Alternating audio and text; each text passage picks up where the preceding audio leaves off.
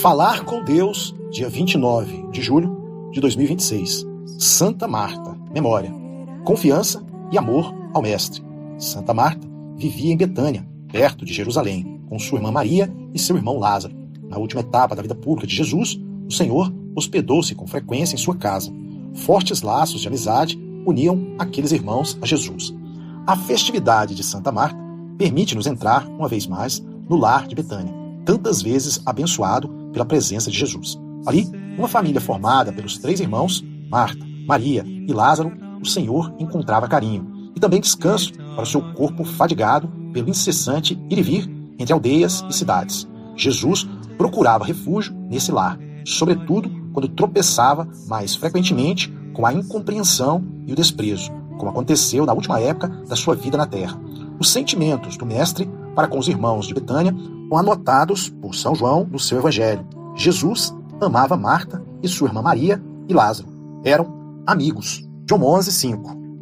O Evangelho da Missa, João 11, 17 a 27, relata-nos a chegada de Jesus à casa dessa família, 4 dias após a morte de Lázaro. Pouco tempo antes, quando Lázaro já estava gravemente doente, as irmãs tinham enviado ao Mestre um recado cheio de confiança. Senhor, eis que está enfermo aquele que tu amas. João 11:3.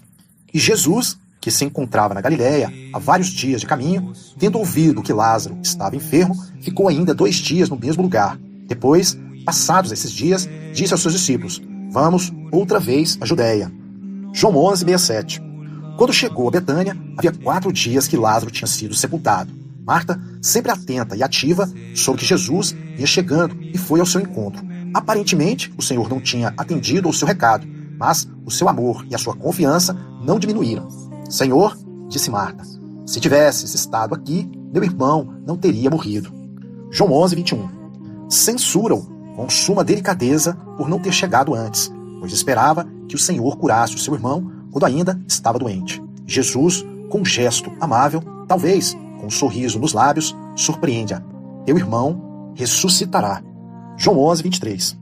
Marta recebe essas palavras como um consolo. Pensa na ressurreição definitiva e responde: Eu sei que há de ressuscitar no último dia. João 11:24. Estas palavras provocam uma portentosa declaração de Jesus acerca da sua divindade. Eu sou a ressurreição e a vida. O que crê em mim, ainda que esteja morto, viverá. E todo que vive e crê em mim não morrerá eternamente. João 11:25. E pergunta-lhe: crês nisso? Quem poderia subtrair-se à autoridade soberana dessa declaração? Eu sou a ressurreição e a vida.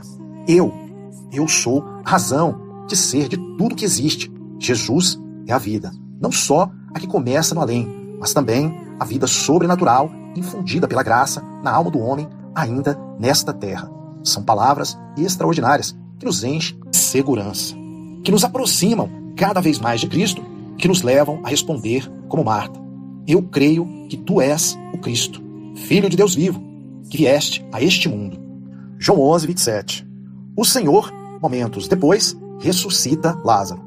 Admiramos a fé de Marta e quereríamos imitá-la na sua amizade cheia de confiança com o Mestre. Viste com que carinho, com que confiança os amigos de Cristo o tratavam?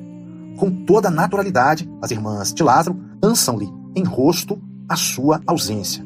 Nós te avisamos, se tivesses estado aqui, confia-lhe devagar.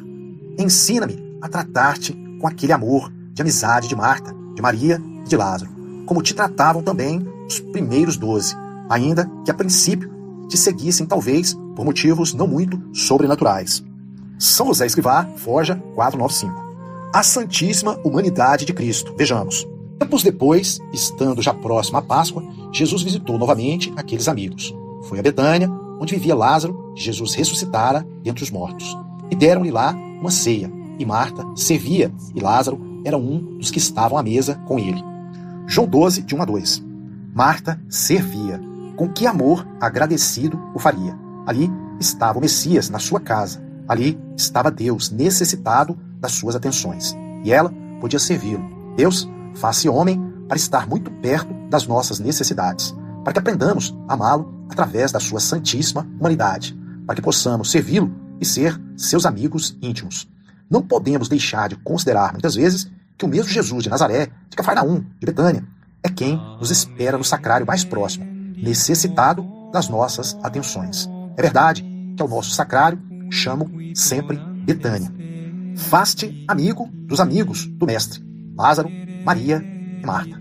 E depois não me perguntarás mais porque chamo Betânia ao nosso sacrário. São José Escrivá, Caminho 322. Ali está ele. Não podemos deixar de visitá-lo todos os dias e de permanecer em sua companhia durante esses minutos de ação de graças após a comunhão, sem pressas, sem inquietações. Não há nada mais importante. Ensina Santo Tomás que não houve outro modo mais conveniente de redimir os homens que o da encarnação. Santo Tomás, Suma Teológica, terceira questão 1 a 2. E aduz essas razões quanto à fé, porque se torna mais fácil crer, já que era o próprio Deus quem falava. Quanto à esperança, porque a encarnação era a maior prova da vontade divina de salvar os homens. Quanto à caridade, porque ninguém tem maior amor que aquele que dá vida pelos seus amigos. João 15, 13. Quanto às obras, porque o próprio Deus nos ia servir de exemplo, assumindo a nossa carne. Mostrava-nos a importância da criatura humana. Com a sua humilhação, curava a nossa soberba. Santíssima humanidade de Jesus, o amor que Deus tem por nós, toma forma humana, abrindo-nos, assim, um plano inclinado que nos leva suavemente a Deus Pai. Por isso, a vida cristã consiste em amar a Cristo, em imitá-lo, em segui-lo de perto, atraídos pela sua vida. A santificação não tem por eixo a luta contra o pecado. Não é algo negativo. Está centrada em Cristo, objeto do nosso amor. Não consiste apenas em evitar o mal, mas em amar e imitar o Mestre que passou fazendo o bem. M.J. Indart, Jesus em seu mundo, página 36. A vida cristã é profundamente humana. O coração tem um lugar importante na obra da nossa santificação, porque Deus se pôs ao seu alcance. E quando descurramos a vida de piedade, amizade pessoal com o Mestre, deixando que o coração se disperse pelas criaturas, a força da vontade não basta para assegurar o progresso do caminho da santidade. Por isso, temos que esforçar-nos por ver Cristo sempre próximo da nossa vida, servir-nos da imaginação para representá-lo vivo, uma criança que nasceu em Belém, um adolescente e homem feito que trabalhou em Nazaré, que teve amigos, que amava e a quem procurou muitas vezes porque a sua companhia o confortava. Aprendamos dos amigos de Jesus a tratá-lo com imenso respeito, porque é Deus, e com grande confiança, porque é o amigo de sempre, que procura continuamente o nosso convívio. A amizade com o Senhor torna mais fácil o caminho. Vejamos. Em outra ocasião, Jesus e os seus discípulos detiveram-se em casa desses amigos de Betânia, antes de irem a Jerusalém. As duas irmãs começaram a preparar todas as coisas necessárias para hospedá-los. Mas Maria, talvez poucos minutos depois da chegada do Mestre, sentou-se aos seus pés e ouvia a sua palavra. Lucas 10, 39. Enquanto Marta cuidava sozinha do trabalho da casa, Maria despreocupou-se das inúmeras tarefas que ainda restavam por fazer e entregou-se completamente às palavras do Mestre. A familiaridade com que se instalou aos seus pés, a fome de ouvir as suas palavras, demonstram que este não era o primeiro encontro, mas que existia uma verdadeira intimidade. M.J. Indart, Jesus em seu mundo, página 36. Marta não se mostra, com certeza, indiferente às palavras de Jesus. Ela também as escuta, mas está mais ocupada nas tarefas domésticas. Sem perceber, deixou Jesus passar para um segundo plano. Está absorvida nas coisas que tem que preparar para atendê-lo bem. E inquieta-se ao sentir-se sozinha. Abraços com mais trabalho, talvez, do que aquele que podia realizar. Contempla, então, a sua irmã aos pés de Jesus e, presa de um certo desassossego, mas com grande confiança, posta-se diante de Jesus, como nota São Lucas, e diz-lhes: Senhor, não se te dá que minha irmã me tenha deixado só com o serviço da casa? Diz-lhe, pois, que me ajude. Que grande confiança tem com o Mestre. Diz-lhe que me ajude. Lucas 10, 40. Jesus respondeu-lhe ao mesmo tom familiar, como parece indicar a própria repetição do nome. Marta, Marta. Diz-lhe: tu te afadigas e andas inquieta com muitas coisas. No entanto, uma só coisa é necessária. Lucas 10, 41. Maria, que deveria, sem dúvida, prestar ajuda à sua irmã, não esqueceu, contudo, o essencial, aquilo que é verdadeiramente necessário ter Jesus como centro das atenções. O Senhor não louva toda a sua atitude, mas o principal, o seu amor. Nem sequer as coisas que se referem ao Senhor devem fazer-nos esquecer o Senhor das coisas. Marta nunca esqueceria a amável censura do Senhor. Se o seu trabalho era importante, mais importante ainda era estar com o Senhor. Nem sequer nas tarefas que se referem diretamente a Deus, devemos esquecer que o principal, a única coisa necessária é a sua pessoa. E na nossa vida ordinária, devemos ter presente que os assuntos que parecem primordiais ao trabalho também não podem antepor-se à família e muito menos a Deus.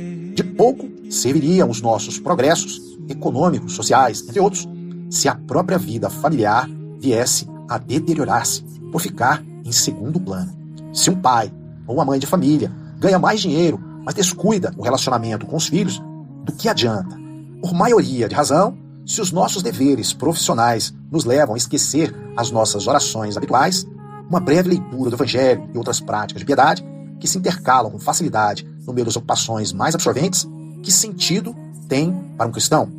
Santa Marta, que goza para sempre no céu da esperança inefável de Cristo, alcançar-nos-á a graça de valorizarmos mais a amizade com o Mestre, ensinar-nos-á a cuidar com diligência das coisas do Senhor, sem esquecer o Senhor das coisas. Ave Maria, cheia de graça, o Senhor é convosco. Bendita sois vós entre as mulheres, e bendito é o fruto do vosso ventre, Jesus. Santa Maria, Mãe de Deus, rogai por nós, pecadores, agora e na hora de nossa morte.